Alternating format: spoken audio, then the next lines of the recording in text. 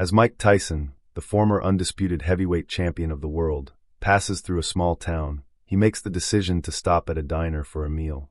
Stepping out of his black SUV, he catches the attention of a group of bikers who, upon seeing him, immediately decide that he doesn't belong in their town. They start whispering to each other, thinking they can intimidate him, unaware of who they're dealing with. They don't realize that they've just crossed paths with one of the most dangerous men on the planet, a man who's about to show them exactly why they should never mess with the world's toughest boxer. Want to know how this unfolds? Subscribe and hit like to see the full story.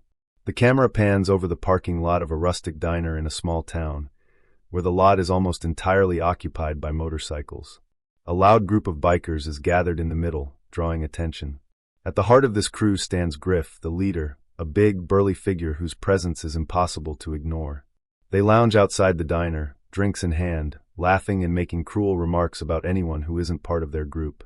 Their words drip with hostility, effectively making it clear they believe they own this part of town, trying to intimidate anyone who might think about challenging them. They relish in their bravado, blissfully unaware that a storm is coming their way. Meanwhile, Mike Tyson, dressed in a simple hoodie and jeans, modest attire that helps him keep a low profile, pulls into the diner parking lot in his black SUV. Although he's a world-renowned figure, he's just here for some food and to visit an old friend. He has no idea that a group of rowdy bikers outside is sizing him up. As Tyson steps out of his vehicle, his imposing presence naturally draws the attention of those nearby, but the bikers, lost in their arrogance, mistake his calm and collected demeanor for weakness. They don't recognize the powerhouse they're looking at. Instead, they see just another outsider, someone who has unknowingly wandered into their territory. Little do they know, they are about to make the worst mistake of their lives. Tyson walks confidently toward the diner, completely unaware of the storm brewing behind him. Griff, noticing Tyson's approach, smirks and raises an eyebrow, immediately sizing him up. "Well, look at this guy," Griff sneers, his voice dripping with mockery. "Thinks he's too good for a bike, huh?" His words are filled with condescension, a clear attempt to provoke Tyson into a confrontation. The gang chuckles and jeers, ready to spring into action the moment they see a crack in Tyson's calm. But Tyson, remaining unfazed, keeps walking, his stride unwavering and purposeful. He doesn't acknowledge their taunts, and the gang's laughter quickly fades. Their anger builds as Tyson's indifference challenges their authority. As he reaches the diner door, the gang members exchange silent, venomous glances. Their patience begins to wear thin. They're growing restless, preparing for their next move, completely unaware of the dangerous man they've decided to provoke. Once inside, Tyson maintains his low-key approach, ordering a burger and finding a quiet booth by the window. From his seat, he has a clear view of the parking lot, where Griff and his gang continue to loiter, their bravado still high, but now tainted by the simmering anger caused by Tyson's indifference. They spy Tyson's black SUV parked near their motorcycles, and Griff's eyes narrow with a malicious gleam. The gears in his mind begin to turn. He has a plan forming that promises nothing but trouble. With a sneer on his face, Griff addresses his crew. "Who does this guy think he is, parking that fancy car next to our bikes?" he growls, his voice laced with jealousy and indignation. "We can't let some hotshot come into our town and think he owns the place." His words spark the gang's collective fury, and they rise from their seats, ready for action. Snake, a wiry man with slick-back hair and a predatory grin, echoes Griff's sentiment. "Let's teach him some respect," he sneers, cracking his knuckles as he moves toward the diner. His voice is low and dripping with malice as he addresses the group. His eagerness for violence pulses through the air like a heavy storm cloud. Snake strolls into the diner, swaggering with arrogance. His eyes are fixed on Tyson as he approaches the booth, leaning casually on the table. "Hey pal," he sneers, his voice oozing contempt. "Nice car you got there. Might want to move it before it gets damaged." His words hang in the air like an unspoken threat, and his smirk only amplifies the malice in his tone. Tyson, having heard Snake's words, finally turns his attention to the biker. His gaze hardens instantly as he assesses the situation. "I'm just here to eat," Tyson replies calmly, his voice low and steady. "Don't start trouble." The warning is clear. Tyson is a man who's used to control, and his threat is not to be taken lightly. Snake, undeterred, leans closer, his breath smelling of cheap beer. He thinks he can intimidate Tyson further, and so he leans in even closer, slamming his hand down on the table. "Trouble? Who said anything about trouble?"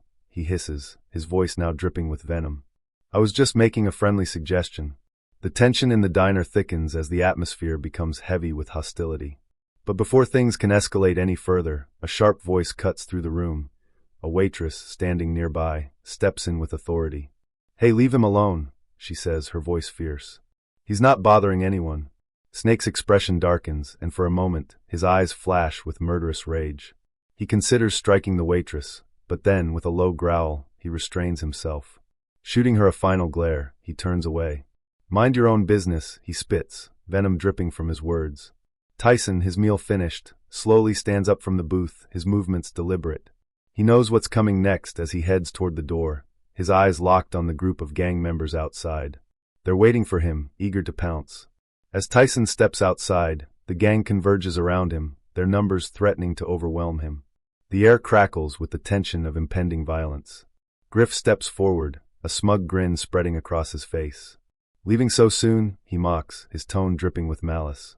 We thought you might want to hang out with us for a while. You look like a guy who knows how to have a good time. Tyson stops in his tracks, his body language calm, but his gaze sharp. I don't want any trouble, he says, his voice low and steady.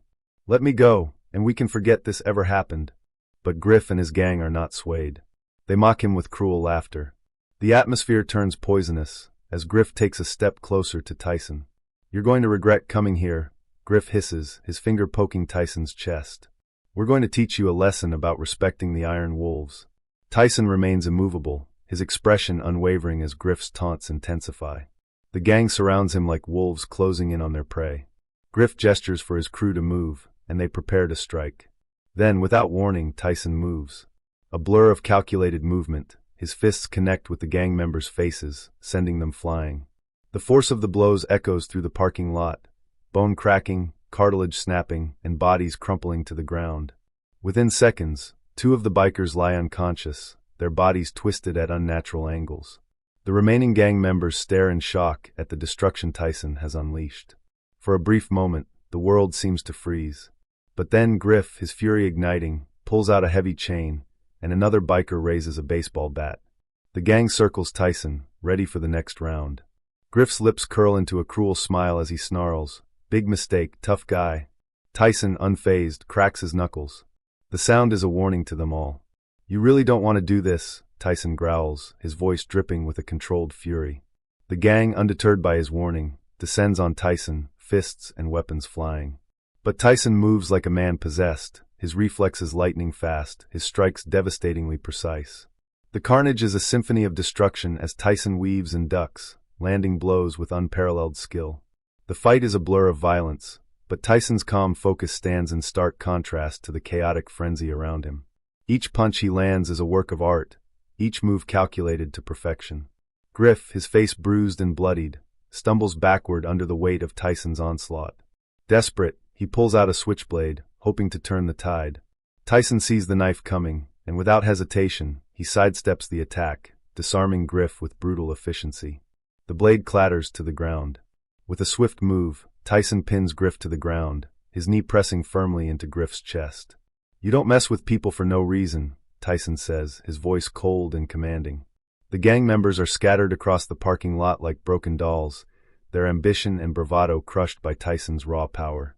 As the onlookers watch in awe, the local sheriff arrives, his cruiser screeching to a halt. Stepping out, he surveys the scene with a knowing grin. "Well, looks like you taught them a lesson," he chuckles. Tyson, still high from the adrenaline, offers a wry grin. "Just teaching them some manners," he quips, his voice calm but laced with dry humor. The sheriff and Tyson exchange a handshake, a mutual respect between 2 seasoned warriors who've both seen their fair share of violence. As the deputies take the gang members into custody, the crowd erupts into applause. The reign of terror that had plagued the town is finally over, and Mike Tyson's fists have restored peace. With the sound of sirens fading into the distance, Tyson drives off into the night, the chaos of the day still fresh in his mind. As he heads down the endless highway, his thoughts remain sharp, reflecting on the fight and the lessons learned. In his mind, he whispers to himself, "It's just another day in the ring.